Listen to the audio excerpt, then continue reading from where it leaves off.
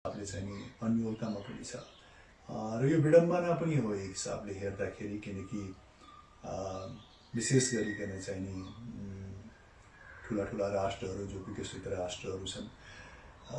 यिनीहरू पनि चाहिँ यो कोरोना भाइरस कोभिड-19 को सामान्य चाहिँ एक हिसाबले लाचार जस्तो पनि देखेका छन्, दुविधामा भएको जस्तो पनि देखिएको छ, केही अन्योलतामा भएको पनि जस्तो देखिएको छ। जबकि संसारको अपेक्षा के रहन्छ भने यी विकसित राष्ट्रहरू, यी सम्पन्न राष्ट्रहरू विभिन्न टेक्नोलोजी, विज्ञान, ज्ञान सबैबाट भरपूर भएका राष्ट्रहरू चाहिँ यस्तो परिस्थितिको सामना गर्नमा चाहिँ अझ खरो उत्रेलान् भन्ने चाहिँ हामी अन्य विश्वको एउटा आशा चाहिँ अवश्य पनि रहन्छ। तर त्यो आशा चाहिँ अहिलेको परिस्थिति हेर्दाखेरि एकदमै निराशजनक अवस्थामा चाहिँ यी विकसित राष्ट्रहरूले पुर्याइदिएको छ, जुन एक हिसाबले चाहिँ अन्यहरू परिस्थितिमा यति नेतृत्वदायी भूमिकाहरू उहाँहरूले निर्वाह गर्नुभएको छ, चाहे विश्वको राजनीतिलाई लिएर होस्, चाहे विश्वको अर्थव्यवस्थालाई लिएर होस्, चाहे विश्वको चाहिँ व्यापार सम्बन्धी कुराहरूलाई लिएर होस्, उहाँहरूले जहिले पनि चाहिँ आफ्नो नेतृत्वदायक भूमिका चाहिँ कुनै न कुनै हिसाबबाट खोज्दै आउनुभएको छ र त्यसमा चाहिँ एकदमै चासोको साथ चाहिँ उहाँहरूले चाहिँ सहभागिता पनि जनाउनुहुन्थ्यो। तर आज जुन चाहिँ यो विश्वको अगाडि एउटा यो महामारीको रूपमा उभिएको, चुनौतीको रूपमा उभिएको कोभिड-19 को अगाडि चाहिँ यो नेतृत्वदायी भूमिका निर्वाह गर्ने विकसित से विकसित सम्पन्न राष्ट्रहरू पनि एक हिसाबले लाचार देखिनु भएको छ। संसारलाई नेतृत्वदायी भूमिका निर्वाह गर्ने भन्दा पनि आफ्नै राष्ट्रमा पनि कहीँ नेतृत्वदायी भूमिका चाहिँ गर्न असक्षम जस्तो पनि देखिनु भएको छ र यो चाहिँ नि विश्वको लागि असाध्यै विडम्बना हो र एउटा पाठ पनि हुनुपर्छ, किनकि जो जति नेतृत्वदायी भूमिकामा हुनुहुन्छ विश्वमा, चाहे त्यो विकसित से विकसित राष्ट्र होस्, चाहे त्यो हाम्रो जस्तो राष्ट्र होस्, चाहे हाम्रा छिमेकीका जस्तो अलि बढी सशक्त भएका राष्ट्रहरू हुन्, यस्तो असामान्य परिस्थितिमा चाहिँ नि उहाँहरूले एउटा असामान्य नेतृत्वदायी भूमिका निर्वाह गर्न चाहिँ अत्यन्त नै जरुरी देखिन्छ। जब सम्पूर्ण विश्वलाई एउटा सङ्कट पर्छ, विश्वका सम्पूर्ण मानव जातिलाई सङ्कट पर्छ, त्यो बेलामा विश्वमा नेतृत्व गर्ने, विभिन्न राष्ट्रहरूलाई नेतृत्व गर्ने व्यक्तिहरू र उहाँहरूको समुदायहरूले चाहिने सामान्य परिस्थितिमा जुन खिचातानी, विभिन्न किसिमको राजनीति, विभिन्न किसिमको आर्थिक परिस्थितिलाई लिएर दखल दिने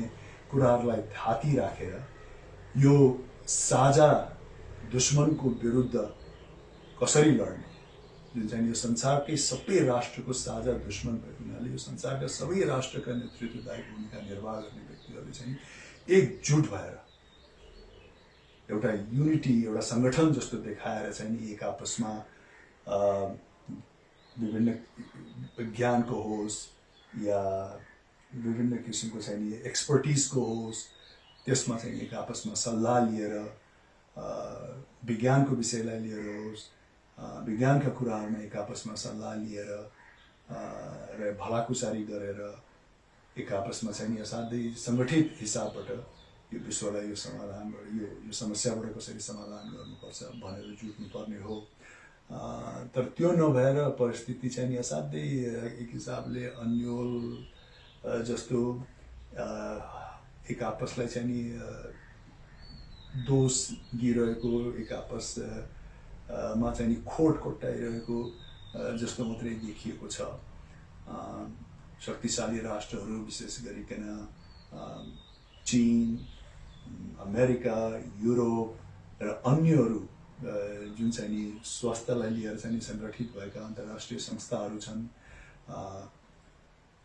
विज्ञानलाई लिएर सङ्गठित भएका अन्तर्राष्ट्रिय संस्थाहरू छन्, सबैजना चाहिँ एउटै टेबलमा आएर एकजुट भएर आपसमा सल्लाह गरेर संसारलाई यो समस्याबाट कसरी मुक्त गर्न सकिन्छ भनेर चाहिँ सरसल्लाह गर्नुपर्ने हो र विभिन्न किसिमको चाहिँ समाधानहरू खोजेर आपसमा सल्लाह गरेर आपसको चाहिँ अनुभवहरू चाहिँ साटासाट गरेर एउटा उत्कृष्ट बाटो कसरी निकाल्न सकिन्छ भन्ने कुरामा जुट्नुपर्ने हो। तर चाहिँ नि ती राष्ट्रहरू अहिले एक आपसलाई होङ्गा ठडाउने, एक आपसलाई चाहिँ नि दोष दिने कार्यमा जुट्नु भएको छ, जसले गर्दाखेरि संसार अहिले एक हिसाबले अन्यलतामै छ। किनकि कोभिड-19बाट अघि मैले भने जस्तो यसको पूर्ण समाधान ल्याउनको लागि चाहिँ भ्याक्सिन, यसको औषधिको आविष्कार नभइकन हुन सक्दैन र त्यो तुरुन्तै हुने परिस्थिति पनि छैन। एकदमै एक्सपर्ट्सको कुराहरू हामीले सुने तापनि एकदमै पहिलाभन्दा अझ बढी खर्च गरेर नयाँ औषधि निकाल्नको लागि जसरी पहिलाको चाहिँ परिस्थितिमा वैज्ञानिकहरू जुटेको हुन्थे या खर्च गरेको हुन्थ्यो, त्योभन्दा पनि यो इमर्जेन्सी पिरियड भनेर अत्याधिक खर्च गरेर अत्याधिक समय लगाए तापनि 1 वर्ष न त 18 महिनाभन्दा अगाडि चाहिँ औषधि आउन अत्यन्त नै गाह्रो छ भन्ने कुराहरू चाहिँ सुनिन्छ। र त्यसको साथसाथमा फेरि यो लकडाउनले पनि फेरि तपाईँको खालि संसार त तपाईँको यतिका लामो अवस्थासम्म लकडाउनमै बसेर त फेरि व्यवहारिक कुराहरू त अवश्य पनि चल्दैन। न व्यक्तिको चल्छ, न समाजको चल्छ, न राष्ट्रको चल्छ। त्यस कारण यो लकडाउन आफैमा चाहिँ नि समाधान अवश्य पनि होइन। र यो लकडाउन गर्नाले हाम्रो जुन मुख्य उद्देश्य छ यो कोरोनाबाट बच्नको लागि, त्यसबाट त हामी केही न केही जोगिएलौँ, तर त्यो बाहेक संसारिक जीवनमा अन्य अरू व्यवहारिक कुराहरूको चाहिँ नि हामीले धेरै कठिनाइहरू चाहिँ भोग्नुपर्ने हुन्छ। यस पश्चात चाहिँ नि यसले यो परिस्थितिले गर्दा यस पश्चात भएका धेरै क्षेत्रमा, धेरै परिस्थितिमा चाहिँ नि घाटा नोक्सानको पनि हामीले सामना गर्नुपर्ने हुन्छ, क्षतिको सामना गर्नुपर्ने हुन्छ। त्यसको फेरि परिपूर्ति गर्नको लागि चाहिँ केही समय पनि लाग्न सक्छ। र सबैभन्दा डरलाग्दो कुरा त के हो भने अब यो कोरोना भाइरस, अब हामी अहिले लकडाउनमा हामी केही समय बसौँला, केही समयपछि 2 हप्ता, 3 हप्ता, 4 हप्ता, 1 महिनाहरूको पछि चाहिँ यो केही न केही समाधान भएको देखिएला। र त्यो समाधान भएको देखिने बित्तिकै फेरि हामीले चाहिँ आफ्नो परिस्थिति पहिला जस्तो सामान्य हिसाबमा पनि ल्याउन सक्दैनौँ। असाध्य अड्कली एक एक पाइला अगाडि बढाइ चाहिँ परिस्थितिलाई चाहिँ हामीले चाहिँ झेल्नुपर्ने हुन्छ, परिस्थितिलाई खुकुलो पर्ने हुन्छ। यो होइन कि जस्तो हामीले विगतमा भूकम्पहरूको पनि हामीले अनुभव नगरेका होइनौँ, त्यसबाट पनि धेरै क्षति भएको थियो। तर भूकम्प जस्तो ठाउँमा चाहिँ एउटा भूकम्प आयो, एक दिन केही दिनसम्म यसको चाहिँ आफ्टर सक भयो, केही दिन हामीहरूले सचेतता अपनायौँ। त्यसपछि नै ल अब चाहिँ नि अब परिस्थिति सामान्य भयो भनेर सामान्य परिस्थितिमा आयो पनि। तर कोरोना भाइरसको चाहिँ नि यो लकडाउनलाई चाहिँ नि अब ल आज अलिकति खुकुलो पारौँ भन्ने बित्तिकै भोलिबाट चाहिँ नि पहिला जस्तो अवश्य पनि हुँदैन। हाम्रो व्यवहारमा, हाम्रो आर्थिक अवस्थामा, हाम्रो गतिविधिमा भोलि गएर लकडाउन केही खुकुलो भयो भने पनि धेरै परिवर्तनहरू आउँछ। त्यो धेरै परिवर्तन को परिस्थितिलाई चाहिँ नि हामीले चाहिँ नि अब त्यसलाई नयाँ सामान्य रूप भनेर चाहिँ स्वीकार्नु पर्ने हुन्छ। सायद यो कोभिड-19 पूर्वको समाज र कोभिड-19 पश्चातको समाजमा चाहिँ नि हाम्रो गतिविधिमा, व्यवहारमा, अन्तर्क्रियामा धेरै फरक आउन सक्छ। र त्यसको लागि पनि हामी तयार रहनुपर्छ, सतर्क रहनुपर्छ। लकडाउन खुकुलो बनाएर हामीले आफ्नो आर्थिक गतिविधिहरू चाहिँ अगाडि बढाउनको लागि यो सङ्क्रमणलाई पनि ध्यानमा दिएर कसरी चाहिँ अगाडि बढाउन सक्छौँ भन्नेमा पनि हामीले ध्यान दिनुपर्ने हुन्छ। फेरि अर्को डरलाग्दो कुरा के हो भने तपाईँको अहिले अलिकति समाधान देखेर हामीले खुकुलो बनायो भन्ने बित्तिकै फेरि अर्को 2 महिना, 3 महिना, 6 महिना पछि यसको फेरि अर्को सङ्क्रमण नआउला भन्न पनि सकिँदैन। त्यस कारण मैले अघि भनेको छु, जबसम्म भ्याक्सिन र औषधिको चाहिँ आविष्कार हुँदैन, त्यो पनि तपाईँको संसारमा 7 बिलियन पपुलेसन छ, सबैको पहुँचमा जबसम्म त्यो आउँदैन तबसम्म चाहिँ हामीले यसबाट चाहिँ पूर्ण मुक्त पायौँ भनेर चाहिँ ढुक्कका साथ भन्ने परिस्थिति हुँदैन। अहिले चाहिँ अलिकति परिस्थिति चाहिँ राम्रो भयो, ल अब अलिकति सङ्क्रमणहरू त्यति देखिएनन्, यसको चाहिँ नकारात्मक पक्षहरू पनि अलिकति सेलाउँदै गयो भनेर हामीले अलिकति खुकुलो बनाउला, अलिक सतर्कताका साथ चाहिँ आफ्नो आर्थिक गतिविधिहरू, आफ्नो जीवनहरू अगाडि बढाउला। तर फेरि अर्को 4 महिना 5 महिनापछि फेरि यसको चाहिँ नि अर्को एउटा बाढी पनि आउन सक्छ। त्यस कारण यस्तो किसिमको जटिलताबाट चाहिँ नि हामी गुज्रिरहेका छौँ। अमेरिकनको पनि अहिले उहाँहरूको धारणा पनि त्यही नै छ। उहाँहरूले पनि भन्दै हुनुहुन्छ कि अब यो जुन कमन फ्लू छ, जुन सामान्य रुगाखोकी ज्वरो आउने गर्छ, विशेष गरी चाहिँ मौसमको बदली हुँदाखेरि जाडो महिनातिर यो विशेष गरिकन आउँछ र यसले चाहिँ अत्याधिक व्यक्तिहरूलाई चाहिँ प्रभाव पारेको हुन्छ अमेरिका जस्तो राष्ट्रमा। उहाँहरूले भन्नुहुन्छ अब त्यो जुन दैनिकी जुन वार्षिक हिसाबबाट आउने यो मौसम परिवर्तन हुँदाखेरि आउने किसिमको चाहिँ नि ज्वरो या रुगाखोकी, त्यसकै हाराहारीमा चाहिँ नि फेरि कोभिड-19 पनि देखा पर्न सक्ने सम्भावना छ। यो जब जाडो महिनाको सुरुवात या जाडो महिनातिर आउँछ भनेर भन्नुभएको छ र त्यसमा चाहिँ नि विशेष गरिकन अमेरिका, युरोप र हाम्रो राष्ट्रहरूलाई पनि फेरि दोहोरो मार चाहिँ नि पर्ने हुन्छ। त्यो वार्षिक हिसाबमा आउने एउटा मौसमको बदलावको कारणले आउने रुगाखोकी र ज्वरोको पनि एक किसिमको चाहिँ सङ्क्रमण भइरहेको हुन्छ। यता कोभिड-19को पनि सङ्क्रमण चाहिँ नि त्यही मौसममा फेरि बढिदियो भने चाहिँ नि डबल मार चाहिँ फेरि राष्ट्रहरूले चाहिँ भोग्नु पर्ने हुन्छ। अब त्यसको लागि चाहिँ नि पर्याप्त सामग्रीहरू चाहियो, उपचार गर्नको लागि सामग्रीहरू चाहियो, उपचार गर्ने व्यक्तिहरूको लागि चाहिँ त्यही अनुसारको पहिरनहरू चाहियो, प्रोटेक्सन गियर्सहरू चाहियो, पिपीईहरू चाहियो, भेन्टिलेटर्सहरू चाहियो। र यो दुःखको कुरा पनि हो कि अमेरिका जस्तो राष्ट्रले जसले चाहिँ नि भनौँ न अरबौँ डलर खर्च गरेर चाहिँ नि आफूलाई सैन्य हिसाबबाट सुरक्षित पार्नको लागि चाहिँ जुन बल बुद्धि र मेहनत लगाएको थियो, आज कोभिड-19को चाहिँ नि सङ्क्रमण आउँदाखेरि उसलाई मास्कको अभाव परिरहेको छ, भेन्टिलेटरको अभाव परिरहेको छ, जोसँग चाहिँ नि अत्याधिक आधुनिक चाहिँ नि क्षेपणास्त्रहरू छन्, न्युक्लियर हतियारहरू छन्, मिलिट्री फोर्स छ,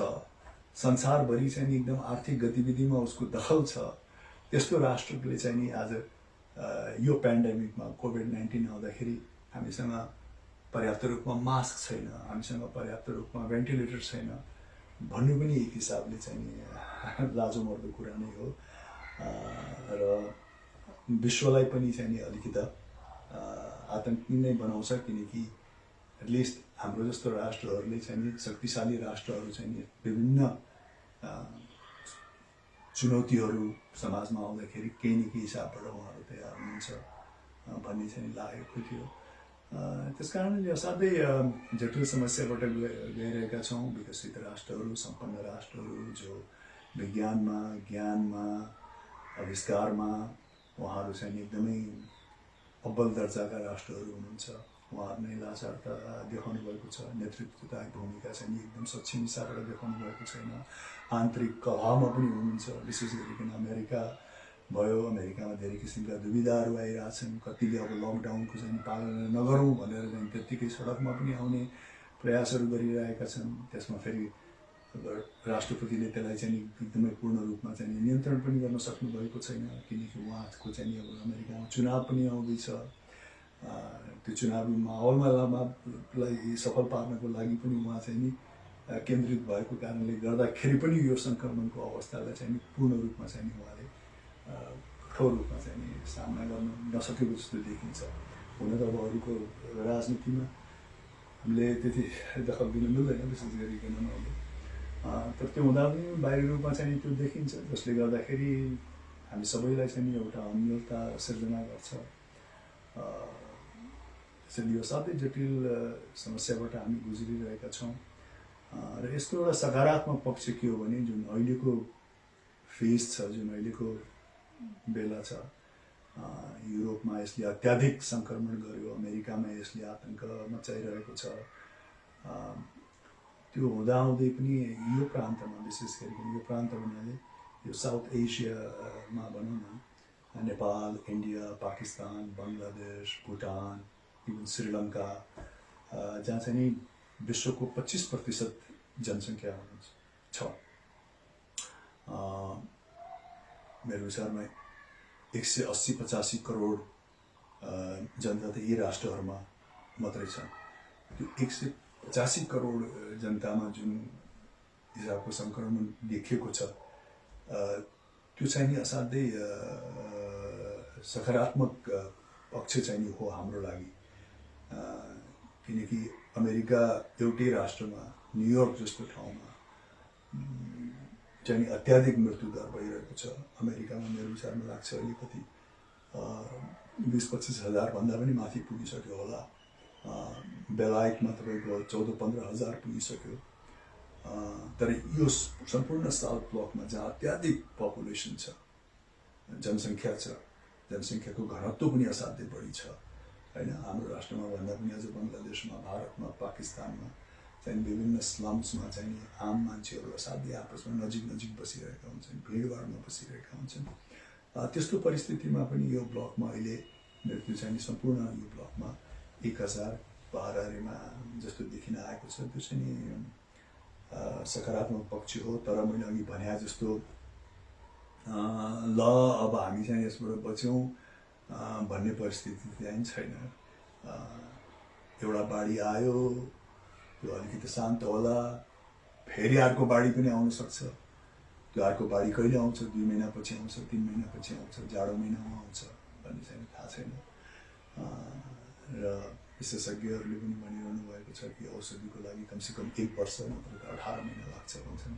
र अन्य विशेषज्ञहरूलाई चाहिँ फेरि उहाँको सोद्धाखेरि